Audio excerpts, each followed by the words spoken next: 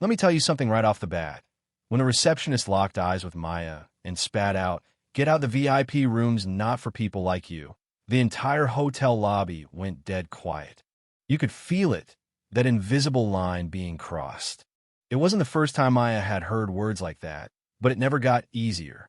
She stood there, her reservation in hand, money paid weeks ago, everything confirmed, yet suddenly her presence was a problem, her money not green enough, her booking not valid enough.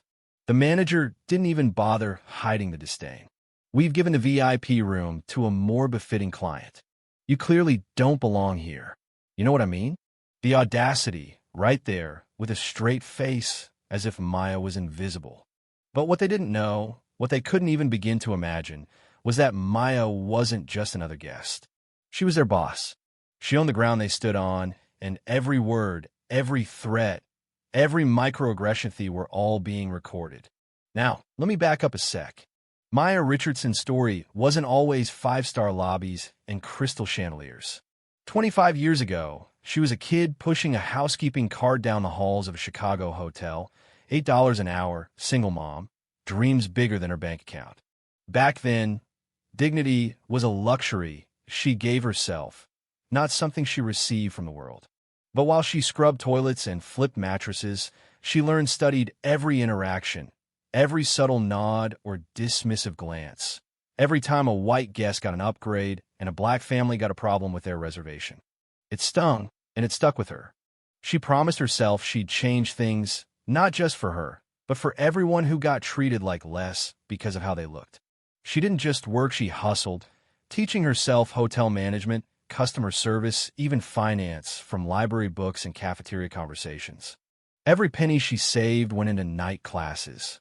By the time she had a business degree, she knew exactly what was broken. Hospitality was obsessed with profit, blind to people, and that was why discrimination flourished. Her first big shot came when she talked her way into managing a failing budget hotel. The owner, desperate, handed her the keys.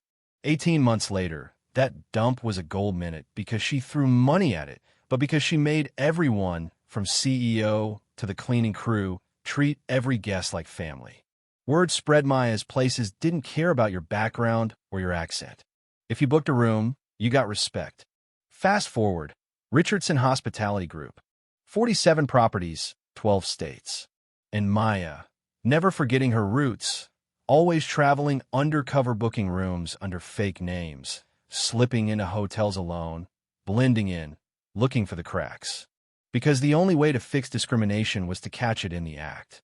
3 days ago, she finally acquired Pinnacle Hot Elsa chain with a reputation for everything she despised. She kept the acquisition secret, checked into their flagship under the name Maria Robinson, and made sure everything was by the book. VIP suite, $800 a night, paid up front. No entourage, no luxury car, just her in a cheap black pantsuit. You can probably guess how that went. From the moment she stepped in, she was invisible, ignored by the front desk staff, the receptionist giving her that look, you know the one, where they're judging your clothes, your skin, your worth. There's a problem with your reservation. Suddenly, the VIP suite she paid for had complications. The manager tried to hustle her into a standard room for the same price. Maya wasn't having it. She held up her confirmation. She'd even called the day before to double-check. But the staff were relentless, stonewalling her, brushing her off until Robert Keller strolled in. Now here's the twist. Keller's a regular platinum member, big spender, white loud, the kind of guest who expects the world. No reservation, but he gets Maya's suite with a handshake and a wad of cash. The staff barely even try to hide the bribe. Maya called them out. Keller doubled down. Some guests are more important than others. That was it. Security showed up like they'd practiced this routine, surround the black woman, threaten her with arrest, offer a partial refund because of administrative costs. Everyone in the lobby watching, some filming on their phones, others turning away. What nobody realized was Maya was documenting everything, every insult, every lie, every bribe. The staff didn't just dig their own graves. They practically handed Maya the shovel. Even when she caved, taking a tiny, noisy room next to the service elevators, they made it clear she wasn't wanted. In that punishment room, Maya kept recording. Housekeeping staff gossiped in the hallway. Another one trying to get the VIP suite. Calls to the front desk went nowhere.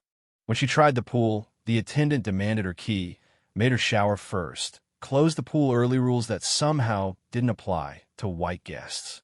At the restaurant, they sat her by the kitchen, told her it was the only option for walk-ins, even though she'd reserved a table. But there was a glimmer of hope. Sarah Williams, a junior staff member, young and black, who risked her job to whisper, "I'm sorry. This happens more than it should. Keller pays management. Some guests get treated differently." That moment hit hard. Maya knew she wasn't alone. Back in her room, Maya FaceTimed with her board chair, Eleanor, a battle-hardened mentor. Eleanor's fury was cold and precise. "You've got what you need for a lawsuit." But Maya wanted more. She wanted to catch them in every act, prove it was a system, not an accident. Next morning, Maya pushed further. She tried to access the executive lounge that came with her suite. Denied, of course, while Keller held court, sipping mimosas, the guards blocking Maya at the door. "Mr. Keller has requested no disturbances." It was so blatant you had to laugh to keep from screaming.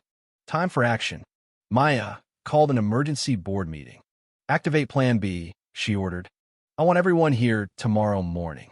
She wanted the world to see what happened when discrimination went unchecked. Before the storm, Maya confronted Peterson, the front desk manager, right there in the lobby. She played the recording staff, joking about bribes, openly admitting Keller's influence. Peterson squirmed, tried to spin it as customer service. Maya wasn't buying it. Then she watched as a black family got the same treatment-reserved room suddenly unavailable, shuffled into smaller accommodations, smiles gone cold. Maya stepped in, quietly gave them her card. "Document everything. Call me tomorrow." Sarah found Maya again, desperate to share what she knew. This wasn't new. It was tradition. Management calls it maintaining clientele standards. Maya called her lawyer. "Fire Peterson. Prepare full investigation. Termination letters for everyone involved." The reckoning was coming. The next morning at 8:47 a.m., everything changed. Black SUVs pulled up, board members and lawyers streamed in through every entrance. The staff started to panic. Keller looked on in confusion. Over the PA, "All staff to the grand ballroom. Mandatory meeting." Peterson tried to block Maya at the door. Eleanor shut him down. "She belongs here." Jennifer Chun, corporate counsel, took the mic. "Pinnacle Hotels has been acquired by Richardson Hospitality Group. Your new owner is here." Maya stepped onto the stage. Faces in the crowd went from confusion to terror as they recognized her. "My name is Maya Richardson. For 2 days, I experienced discrimination that violates federal law." Security footage rolled Keller's bribes, Peterson's threats, Maya's humiliation. Termination papers were handed out. Peterson, Marcus, David, Robert Keller. Keller tried to protest. Maya told him, "You're permanently banned from all 47 Richardson properties." The hotel would close for 6 months, every staff member retrained, new management. Sarah Williams promoted on the spot, tears streaming down her face. 6 months later, Sarah's the assistant general manager. Customer satisfaction is through the roof, revenue up 30%. Maya's story proves what everyone should already know: discrimination isn't just immoral, it's terrible business. So let's talk. If you watched all this go down, what would you have done? Would you have walked away or stood your ground? Share your thoughts. Does justice mean a lawsuit or something deeper? Hit subscribe, share the video, and tell us, what's it going to take for dignity to become the standard, not the exception?